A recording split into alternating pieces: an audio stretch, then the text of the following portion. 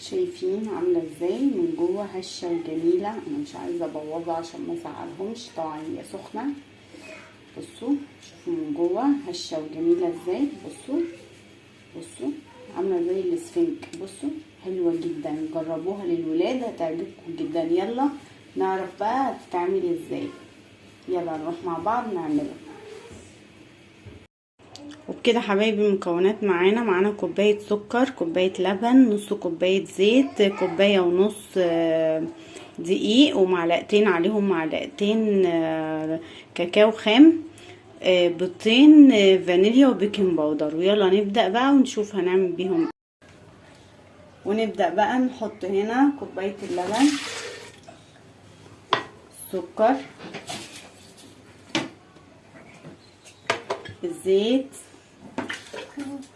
بسرعة كده، بيضتين اللي احنا عملناهم. طب بيض يعني فانيليا عشان الزفارة. وكمان معانا مكون اساسي ده سر برضو كده من الاسرار، معلقه خل كبيره للزفاره. اولا بتودي اي ريحه زفاره في البيض، ثانيا بتعلي الكيكه جدا. اهو نبدا بقى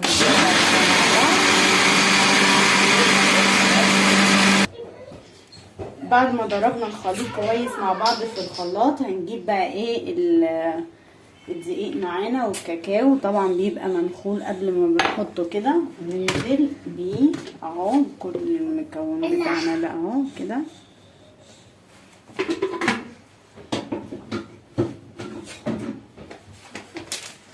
وبعدين ننزل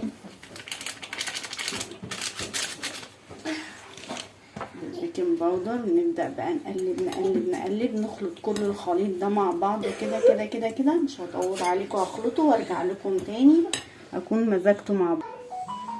ورجعنا لكم تاني بعد ما مزجنا الخليط كله. بنقلب في اتجاه واحد كده عشان الهواء يدخل الكيكه. طبعا ما بنقلبهاش في جميع الاتجاهات، هي في اتجاه واحد. وشايفين القوام بتاعها بتبقى نازله زي الشريطه كده.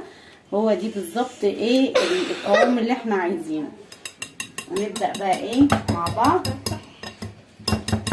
خدي هنا حطي دي، خلصناها.